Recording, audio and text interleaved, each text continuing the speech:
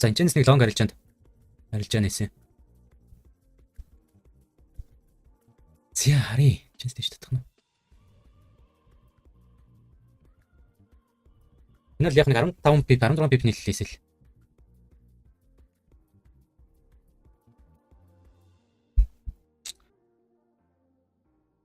Тэш типний 50% гэхээр тэгтээ нан Европ баамч Европ дээр ирэнгүүт брейк юм. Зөөсөн зүг баха.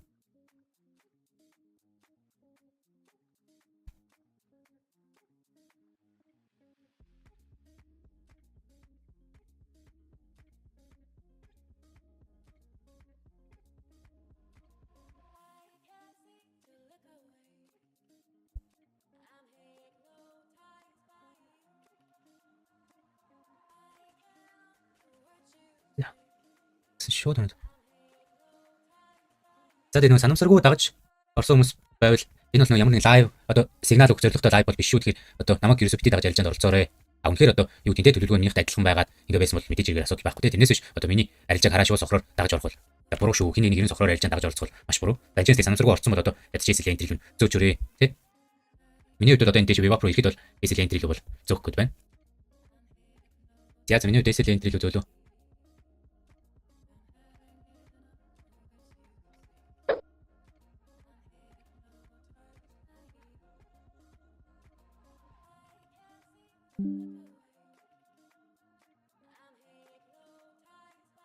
Энд яг л нүмийн төлөвжсэн угаасаа өмнө бас зөндөө орж исэн сетап тий. Ирэхдээ лонг харж байгаа үед ренжи лоб дээр ингээ биг татаад буцаад ороод ирэх юм бол тий. Танд хаагчих юм бол ретест дээрээс нь шууд лонг арилжаанд оролцдог. Тэгээд тэрний хадагуу бол арилжаанд бол оролцсон байгаа.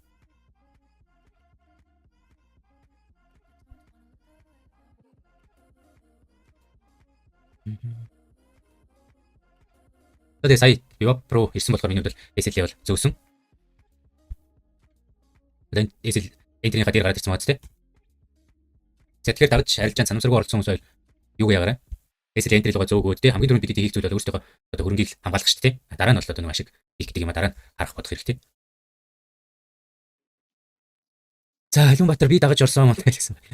За дэшээ явсаа.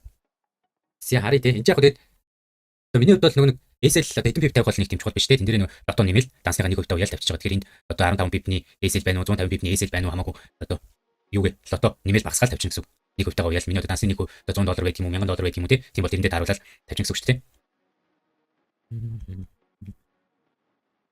За энэ бол маш гоё л явчлаа тийм. Пипний 50% бол хангалттай ирсэн дэшээ.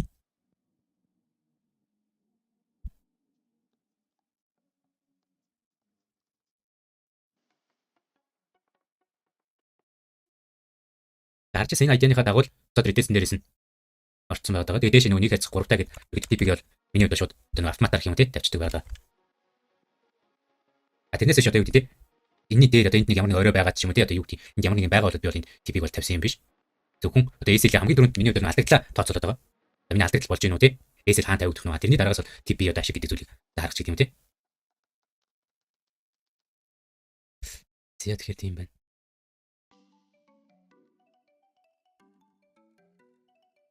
Тэгэхээр аль хэдийн SL энтриг зөөцсөн болохоор надад одоо энэ чинь санаа зовдох юм алга байна. SL-ийг бол энэ зөөцсөн байгаа. Storage миний арилжаа брейк юм болгож болно те. Үгүй бол дата дэшээ тип хүрч болно гэж.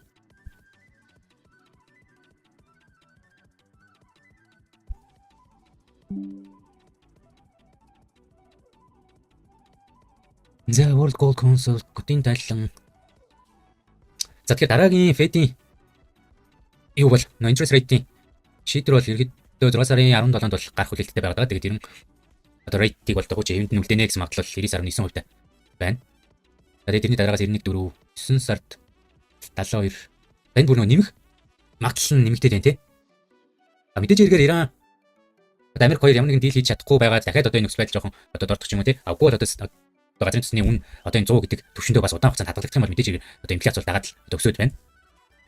Тэгээд энэ ерөөхдөө мөргөлдөөн зогссон ч гэсэн газрын төсний одоо нөөц багассан байгаа. За тэгээд нэг инфраструктур буюу юунууд нь одоо үйлдвэрүүд нь тий бас нэлээд устгалд орсон байгаа болохоор процесс нэг өмнөх одоо дайны өмнөх төвшөндөө хүрнэ гэж бас хэсэг бодох гэсэн. Тийм бас одоо нөхцөл байдал бас байгаад байгаа юм байлээ. Тэгэхээр юу юугүй ворш гарч ирсэн гэж шууд бодлоо өг одоо доошлуулад байна гэж байхгүй хальтаа хүчээр. За энэ шууд унаад ороод ирсэн. Тэгээ веб-ыг дэше сэтгэлгүй юм байна тий. Сайн 5 минут бас доош шууд хаагаад ороод ирж байгаа юм байна.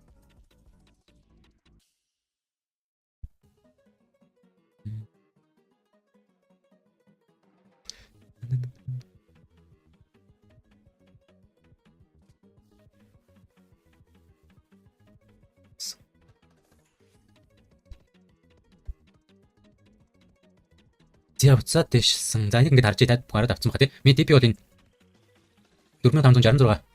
За биткойныг гэс гарч. За биткойны тэр нэг Clarity Act гэдэг ерөнхийдөө нэг хуулийн төсөл яваад байгаа тий. Тэгэхээр тэр бол нэг сенатын одоо хороогоор бол дэмжигдсэн гэсэн зүйлсүүд бол гараад байна. Тэгэхээр хэрвээ ерөнхийдөө тэр нэг акт одоо хэрэгжээд ингээд явах юм бол бид юу яах юм бэ?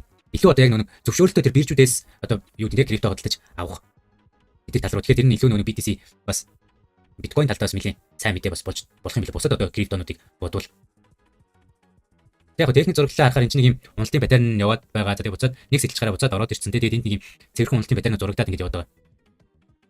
Энд чинь өмнөх 7 хоног тухай тэгээд энд бас нэг юм гой паттерн зурагдаад байна гэсэн яг л тэрийг сэтгэл ингээл одоо дахиад нэг жоо pullback-тай буцаад доошлох гээд байгаа юм шиг байгаа тань л та.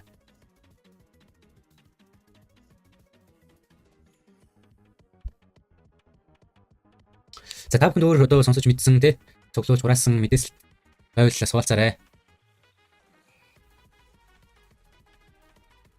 Яа, за миний хувьд одоо энэ оройг баг авчихад дэшээ. Окей. Окей. За TPU.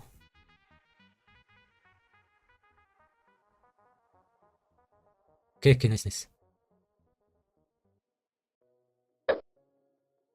За TP. Авсавстэй. За маш гоё.